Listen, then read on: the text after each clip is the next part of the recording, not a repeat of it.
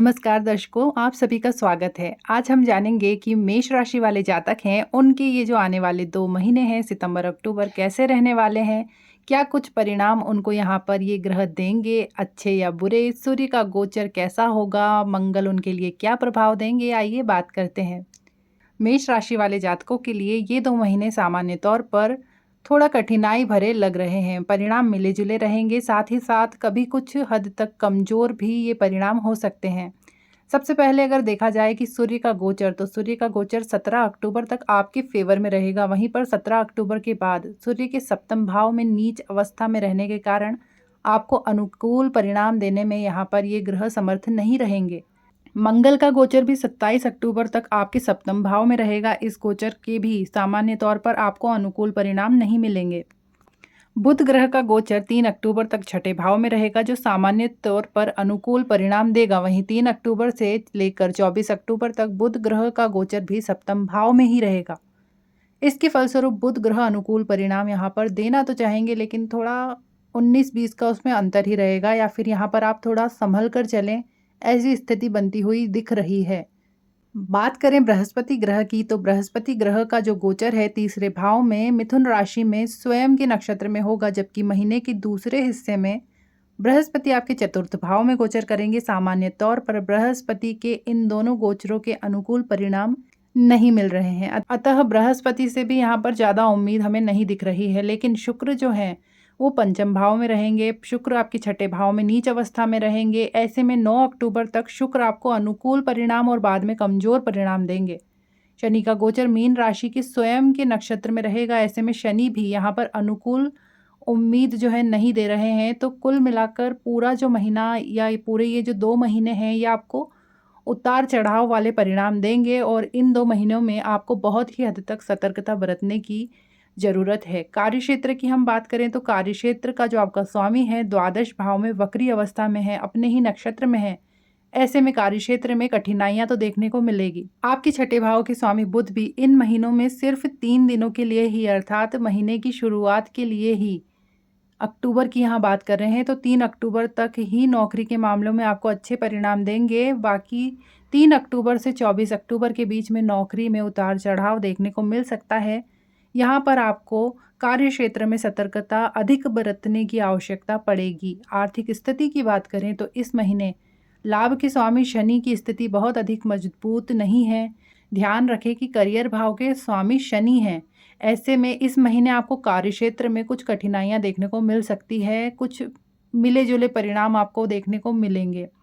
धन भाव के स्वामी की स्थिति 9 अक्टूबर तक अनुकूल रहेगी, लेकिन बाद में कमजोर नजर आ रही है। इसलिए अपना जो पैसा है आपको शुरुआत में ही पूरा खर्च नहीं करना है, पैसा आपको बचा कर चलना है, तभी ये पूरा महीना आपके लिए अनुकूल रह पाएगा, वरना आर्थिक स्थिति आपको यहाँ पर बहुत ही ज़्यादा कष्ट देगी।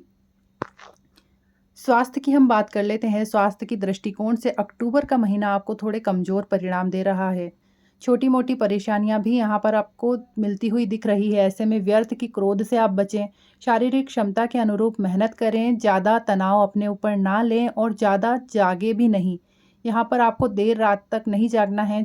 कोशिश करें कि आप रात को जल्दी सो सकें और जल्दी सुबह उठ सकें। यदि आप वाहन खुद चलाते हैं तो सावधानी पूर्वक आपको वाहन चलाना है। यदि आपके ड्राइवर हैं जो कि मेष राशि के जातक हैं, तो आपको ध्यान रखना है कि आपके जो ड्राइवर हैं उनकी वजह से आपको कुछ छोटी मोटी चोट खरोच लग सकती है। अगर आप स्वयं मेष राशि के जातक हैं तो आपको वाहन चलाते समय अत्यधिक सावधानी बरतने का यहाँ पर संकेत मिल रहा है।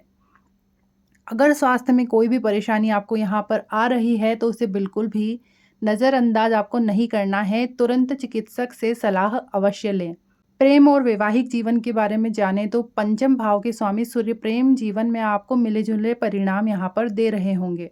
सूर्य की मजबूत स्थिति रहेगी। हालांकि स्वभाव में सूर्य प्रेम के लिए बहुत अधिक समर्थक ग्रह नहीं है, लेकिन इसके बावजूद भी पंचमेश होने के कारण वो आपको अनुकूल परिणाम देते हैं, क्योंकि जब आपका परिवार उन्नत रहेगा, आपका काम उन्नत रहेगा, तो स्वाभाविक तौर पर आपके जो परिवार है उसमें भी आपका मन लगेगा, आपके जो जीवन साथी है उसके साथ में भी आपके संबंध अच्छे रहेंगे। इसलिए कोशिश करें कि अपनी लाइफ में पूरी तरह से बैलेंस बनाकर चलें, क्योंकि यहाँ पर ग्रह ये संकेत कर रहे हैं कि लाइफ में बहुत अधिक उथल-पुथल मचने वाली है। विवाह से संबंधित जो बातें हैं उनके लिए ये महीना तो कुछ खास फेवर नहीं करेगा, ना ही सितंबर ना अक्टूबर। 27 अक्टूबर तक मंगल की उपस्थिति दाम्पत्य जीवन में कुछ परेशानी भी दे सकती है। 17 अक्टूबर के बाद में नीच के सूर्य की उपस्थिति भी अच्छी नहीं मानी जाती। प्रेम के कारक ग्रह शुक्र की स्थिति भी 9 अक्टूबर तक अनुकूल परिणाम दे रही है, लेकिन बाद में कमजोर होने वाली है। 9 अक्टूबर के बाद में शुक्र का नीच का होना दाम्पत्य जीवन में परेशानियां देगा और आपके प्रेम में भी ये आपको परेशानियां देगा।